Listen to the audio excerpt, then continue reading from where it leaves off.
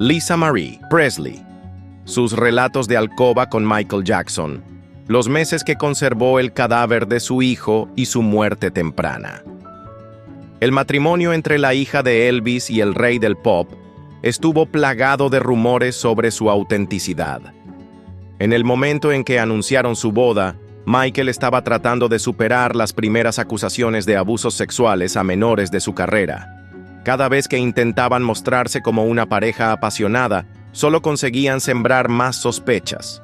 Lisa Marie Presley fue la hija del rey del rock y esposa del rey del pop, pero nunca logró ser feliz.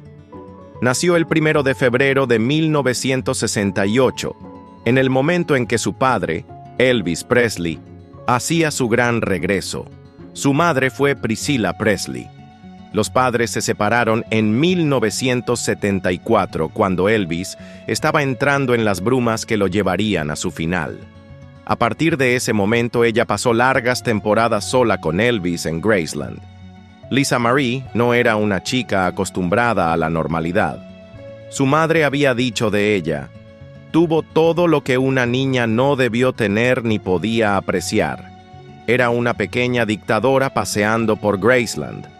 Nadie que se criara en esa casa en compañía de ese Elvis pudo haber tenido una vida normal. Una anécdota muy difundida cuenta que ella desayunaba con su padre una tarde. Así eran los horarios en esa casa. Y cuando en la televisión apareció un cantante que Elvis odiaba, Presley sacó un arma de debajo de su silla, disparó al aparato, apreció brevemente el destrozo y siguió comiendo. El día de la muerte de Elvis, mientras intentaban largas maniobras de resucitación, Lisa Marie, con 9 años, merodeaba entre los gritos de desesperación, los llantos, y vio el cuerpo de su padre tirado en el baño. Había visto a su padre la noche anterior y él le había dado un beso y la había mandado a dormir. Cuando mucho tiempo después se casó con Michael Jackson, ella ya estaba acostumbrada a las excentricidades. El paso entre Graceland y Neverland no significó un cambio mayor para Lisa Marie, que entendía la lógica del lugar y su dueño, o al menos la ausencia de ella. Pero antes de eso, y mientras aparecía en las revistas del corazón, en grandes eventos, pero no lograba consolidar una carrera artística pese a su linaje y a su ambición, Lisa Marie contrajo el primero de sus 4 matrimonios. Se casó con el músico y actor Danny Keough en 1988. Lisa Marie tenía 20 años. Se casaron bajo el tiro de la Iglesia de la Cientología. Tuvieron una hija y un hijo, y a principios de la década del 90 se divorciaron. Cuando Lisa se casó con Michael Jackson, Danny reclamó la custodia de sus hijos debido a las acusaciones que pesaban sobre el rey del pop. Sin embargo, con el correr de los años, Danny y Lisa Marie se amigaron y tuvieron una relación cordial y pacífica que hasta incluyó trabajos juntos. Él era el líder musical de la banda de ella. Sucede en la nobleza, ocurre en el espectáculo. Las casas reales se entrecruzan. Así fue como la hija de quien fuera el rey del rock se terminaría casando con el rey del pop. Lisa Marie Presley, integrante de la monarquía de la música popular de la segunda mitad del siglo XX, contraería matrimonio con Michael Jackson en 1994. El primer contacto entre ellos se remontaba a 2 décadas antes, 1974. Elvis dominaba Las Vegas y hacia allí fueron a cantar los Jackson 5.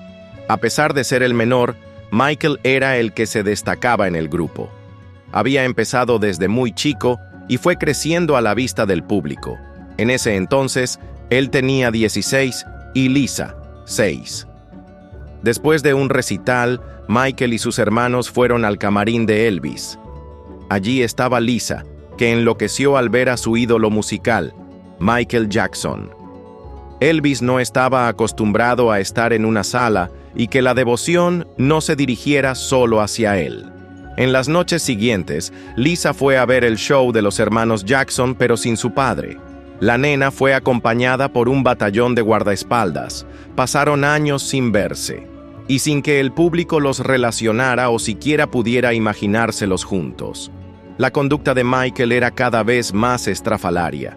Lisa Marie solo aparecía en las revistas del corazón en eventos y estrenos tan solo por ser la hija del rey.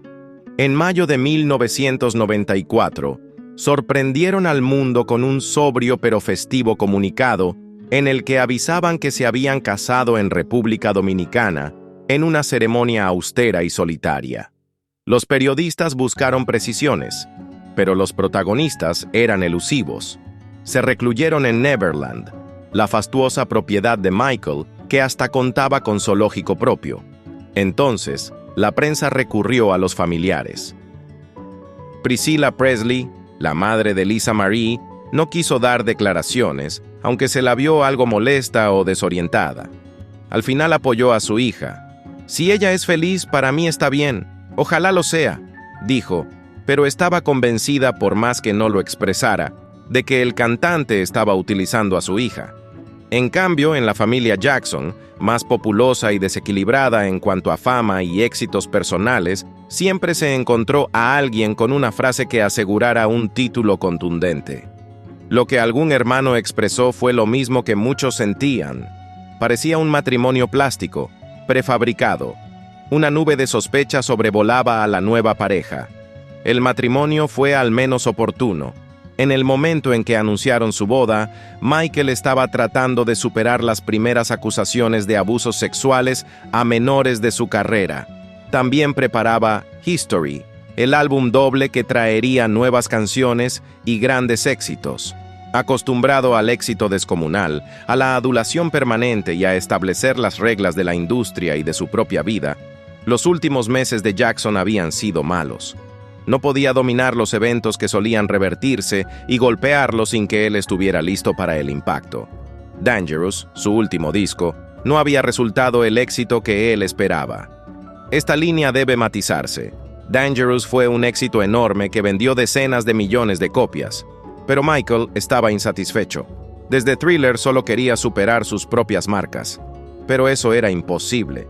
Thriller había sido un fenómeno irrepetible. Bad se convirtió en el segundo disco más vendido de la historia de un solista, y a él no le alcanzó.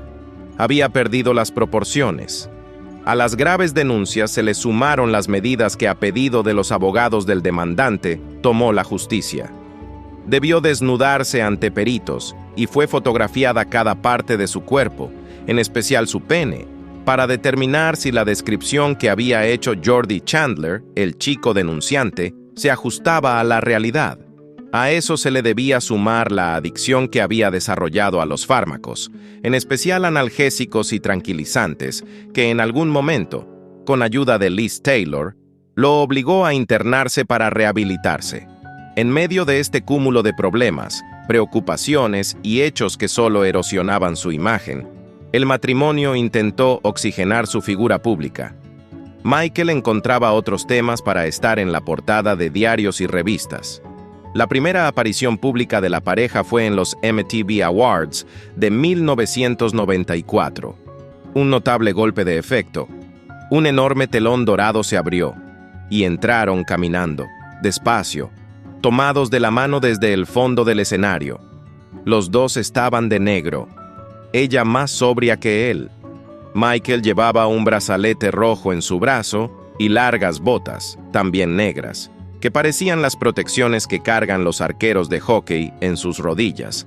Cuando usaba el modelo dorado, daba la impresión de que le habían injertado el tren inferior de C-3PO, el personaje de Star Wars. Michael saludó con su voz tenue y delgada. Desafió recordando a los que pensaban que la relación, dijo, no iba a durar, y se atolondró sobre Lisa Marie y le dio un beso enérgico, torpe y sobreactuado. Las versiones sobre cómo se inició la relación son diversas.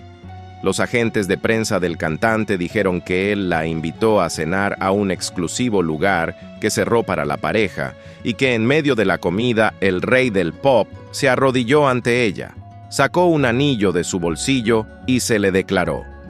Lisa Marie contó distintas historias, todas más profanas. La primera fue que Michael la llamó y que luego de una conversación inocente de varias horas, le preguntó si quería ser su novia. La otra versión sostiene que John Branca, uno de los abogados de Jackson, consiguió el teléfono de Lisa Marie y le dijo: «Michael dice que le gustas. ¿Quieres ser su novia?». En los años anteriores, Michael había sostenido algunos romances mediáticos y hasta algún escarceo con Madonna. Breves y blancos, con estrellas juveniles como Brooke Shields y Tatum O'Neal. Ambas con el tiempo reconocieron que nunca hubo entre ellos ni siquiera un beso. Amores castos y platónicos. Lisa Marie, al contrario de otras parejas de Michael, habló sobre las relaciones sexuales. Ella contó que eran salvajes e intensas, que Michael, una vez desatado, era difícil de detener. Era extraordinario en la cama, dijo. Lo describió como un gran besador. Tenía siempre, según su ex-esposa, predilección por una posición. Al rey del pop le gustaba de parado, y le gustaba repetir. Eso sí, él siempre vestido. Usaría el guante blanco. Ella no podía verlo desnudo. Nunca lo vio totalmente desnudo, tampoco a cara lavada. Michael no se presentaba frente a su esposa, ni tenía relaciones con ella sin estar previamente maquillado. Lisa Marie recuerda que su marido se ponía furioso si ella lo encontraba sin estar acicalado con diversos productos cosméticos. Mientras la gran mayoría se limpia el maquillaje antes de ir a la cama, hay que cuidar la piel y, por qué no, las sábanas, él hacía al revés, aunque lo más probable es que anduviera todo el día pintado y con polvos varios en la cara. En su primera noche juntos, Jackson pidió que la habitación estuviera totalmente a oscuras. Al terminar, él salió corriendo al baño. Tardó más de 20 minutos. Al volver había recompuesto su maquillaje y vestía pijama y bata de seda. Lisa Marie contó que Michael le pedía que en la cama solo portara joyas caras. También que les gustaba disfrazarse y desarrollar distintos juegos sexuales. Randy Taraborelli, biógrafo de Jackson, afirma que verificó estas historias con algunas amigas de la hija de Elvis. Estos dichos de Lisa Marie pueden ser ciertos o no. Nunca lo sabremos con certeza. Al menos parece una buena estrategia. Por un lado, no reconoce que de manera deliberada participó de una gran mentira, de una oportuna cortina de humo. Por el otro, lograba la atención de los medios, a los que por un momento pareció adicta, con una historia muy diferente a la de todas las demás. Ella era la única que lo pintaba como pasional, que resalta el lado carnal. Además, si todo hubiera sido un frío arreglo, ella al menos seguiría honrando ese pacto. Sin embargo, hubo otros habitantes de Neverland que dieron versiones diferentes. Adrian McManus, empleada del lugar, afirmó que la pareja nunca tuvo sexo. Sostuvo que Jackson dejaba debajo de las almohadas o tirados en el piso corpiños de encaje de mujer para que quienes tuvieran que arreglar la habitación creyeran que había existido contacto sexual. McManus dice que nunca los vio darse un beso. Era sexo falso. Todo una pantalla, dijo la mujer. En la misma línea de negar las relaciones sexuales del matrimonio, otro empleado de la mansión, Sandy Doms, contó que Michael solía rociar perfume de mujer sobre las sábanas y las almohadas para dar a entender que había pasado la noche con su esposa. Pero ella tenía su propia habitación, The Rose Room, y no salía de ahí por las noches. Doms nunca vio a Michael Jackson pasarse al cuarto de Lisa Marie. Los medios solían reírse de la relación. Abundaban los artículos afirmando que el matrimonio era solo una pantalla. Buena prensa para olvidar las graves acusaciones contra Jackson, que terminó en ese primer proceso arreglando extrajudicialmente por casi $20 millones, y un marco, un intento de crearle a Michael un aura de vida cotidiana frente al mundo. Con esa intención se cree que la pareja hizo algunas calculadas apariciones públicas, pero cada una de esas acciones, cada intervención, solo consiguió limar la credibilidad del vínculo, en vez de hacerlo más verosímil. Después de los MTV, fue el tiempo del video de You Are Not Alone. En él la pareja aparece semidesnuda, hablándose al oído y besándose. Otros sostenían que Michael utilizaba a Lisa para quedarse con el catálogo de canciones de Elvis, como ya lo había hecho con el de los Beatles. Y a ella le endilgaban que utilizaba a Michael para lanzar su siempre postergada carrera musical. Al año de estar casados, el matrimonio se presentó en la televisión norteamericana. Una entrevista realizada por Diane Sawyer repleta de momentos incómodos. La periodista, en su medio tono habitual pero con firmeza, recorrió todos los temas escabrosos y sensibles por los que atravesaba el cantante. La megalomanía, las acusaciones de apología del fascismo por la estética de History, alguna línea considerada antisemita, el cariz de su matrimonio y las acusaciones de abuso. A Lisa Marie y Michael, sentados frente a Sawyer, se los ve tensos, sobreactuando una naturalidad de la que carecen. Los intentos de caricia son torpes. Cuando al principio de la entrevista intentan describir los primeros pasos de la relación, la propuesta matrimonial y aspectos de la vida cotidiana, hay titubeos, miradas furtivas entre ellos, contradicciones, gestos reconcentrados como buscando en el guión previo lo que debían contestar. El momento de mayor desconcierto fue cuando la periodista preguntó por la primera vez que se vieron. Michael se remontó al mito de origen, a Las Vegas y Elvis y los Jackson 5 tocando en los casinos en 1974. Pero Jackson se entusiasmó y relató que ella con 7 años iba a los camarines y comenzó a describirla. Lisa Marie lo interrumpió afirmando que no habían tenido contacto en ese tiempo. Ella se percató de lo que Michael no. La entrevista debía ayudar a Michael a salir de la zona de sospecha de pedofilia, pero él con una sonrisa en la cara parecía abonarlas, aun cuando probablemente estuviera mintiendo respecto a Lisa, Las Vegas y los Jackson 5. Lisa Marie defendió con firmeza y énfasis a Michael cuando se habló de las acusaciones. Pero una vez más, la entrevista imaginada originalmente para limpiar la imagen y para instalar una narrativa de matrimonio feliz, solo consiguió sembrar más sospechas.